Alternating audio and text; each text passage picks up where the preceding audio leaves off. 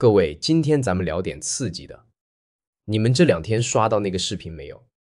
就柬埔寨法院門口那個劫囚的。我看完第一反應是，這劇本誰寫的？比港片還港片。事情是這樣的，11月18號上午，柬埔寨財政省的一個法院押解車拉着一批囚犯過來開庭。車剛停下，一個姑娘戴着棒球帽，穿一身黑，騎着摩托車就在旁邊等着。囚犯一下車，他直接從衣服裡掏出一把槍遞過去，然後那個囚犯接槍就開始掃射，6個人當場跑了。整個過程不到1分鐘。最絕的是現場那幾個警察的反應，有一個直接趴地上往車底下鑽。我看那段監控的時候，真的我以為我在看喜劇。但你知道比這更魔幻的是什麼嗎？是網友的反應。這事兒一上網，全網都在喊他大嫂，什麼東南亞第一大嫂，什麼江湖上最後的義氣。還有人專門寫了一句話說，於法他萬劫不復於情，他燦若星辰。你聽聽，這文案水平給電視劇寫宣傳語都夠用了。然後呢，各路博主就開始整活了。畫畫的畫他肖像，做手工的做他人偶，美妝博主仿他的妝， A1 博主讓他对口型唱歌。我就想問一句，這不就是個武裝劫囚嗎？什麼時候犯罪也開始有顏值濾鏡了？為什麼能火成這樣？我琢磨了一下，原因有2個。第一，他長得確實不錯，監控裡那個抬頭的瞬間，清冷感拉滿，很有那種港片女殺手的氛圍。第二，網上開始流傳一個故事，說她是為了救男朋友。說她男朋友被抓之前給了她一塊百達翡麗和200萬美金，讓她回越南好好過日子。結果她把表賣了，買了把槍來救人。你看這故事多完美，大哥入獄，大嫂扛槍，生死相隨。這不就是短視頻平台上那種土味愛情劇本嗎？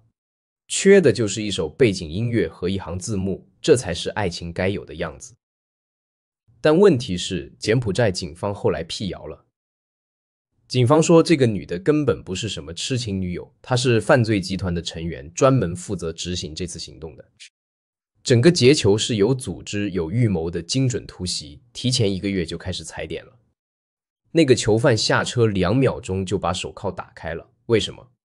因為團夥事先通過探視渠道把開鎖工具傳進去了，外面還安排了3輛接應車，連跨境藏匿點都提前布置好了。所以這根本不是什麼衝動之下為愛奮不顧身，這是專業團夥作案。而且你知道他救的是什麼人嗎？6個越南籍囚犯涉嫌毒品走私、網絡賭博、跨境電信詐騙。這幫人的主要受害者有很大一部分是中國人。你想想，那些被電詐騙光積蓄的老人，那些被毒品毀掉的年輕人，他救的就是這幫人。所以這事兒真正值得聊的其實不是什麼愛情故事，而是幾個更硬核的問題。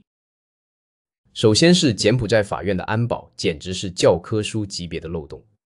一個人騎着摩托車直接進法院核心停車區，在那兒晃了3天，沒人問他是誰，沒人查他身份。押解囚犯的時候呢，沒有防彈裝備，沒有應急預案，不清場，不拉警戒線。有個警察全程坐在摩托車上，一副等完事兒下班的狀態。這不是個案失誤，這是系統性失守。柬埔寨官方後來說要啟動全國監獄安保審查，這基本等於承認問題很大了。其次是武器來源，警方後來查獲了 AK 步槍和手槍，都是從越南邊境馬以班加市走私進來的。這背後是一條完整的跨境犯罪產業鏈，而這次劫囚只是冰山一角。對了，還有個插曲特別魔幻。那個女的被抓之後，有個柬埔寨記者當着所有人的面伸手去摸她的臉，然後呢，當晚就被吊銷記者證，終身敬業。你看，柬埔寨處理這個記者的速度，比處理法院安保漏洞的速度快多了。好，聊完這些硬核的，咱們說點軟的，就是網友那些反應，那些致敬大嫂的評論，那些說她燦若星辰的文案。我能理解這種情緒從哪兒來。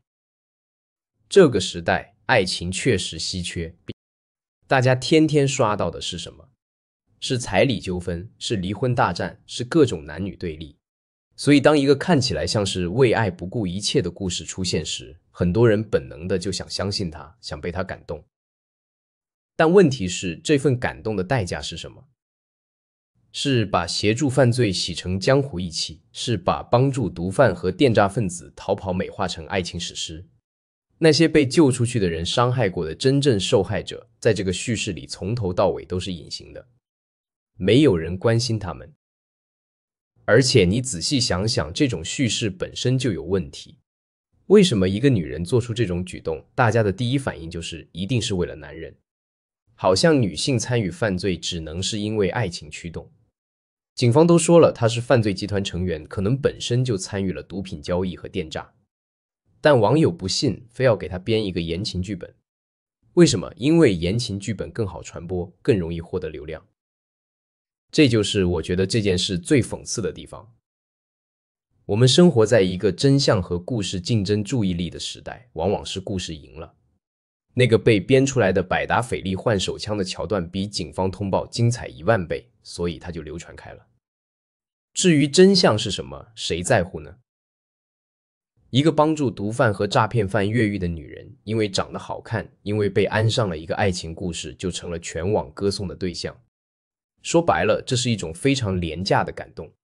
我們感動於一個自己想象出來的故事，而選擇性忽視它指向的真實罪惡。我們感動的不是愛情，我們感動的是自己對愛情的想象，而這種想象恰恰建立在對他人苦難的漠視之上。最後說一下結局，9個小時全部落網，等待他的不是什麼江湖大嫂的虛名，而是實實在在的牢獄之災。如果查實他也參與過電詐和毒品交易，刑期只會更重。好了，今天就聊到這兒。